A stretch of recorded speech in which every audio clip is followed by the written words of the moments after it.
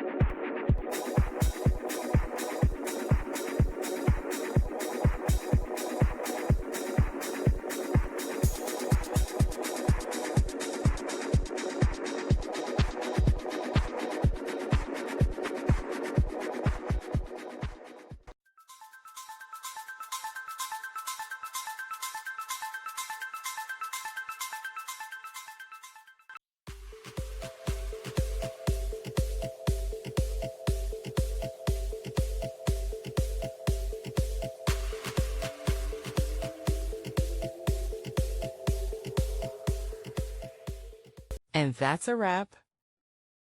I hope you found the answer you were looking for. If you did, take a second to hit that subscribe button. It really helps out. And let me know in the comments which solution worked best for you. See you next time in the debug zone.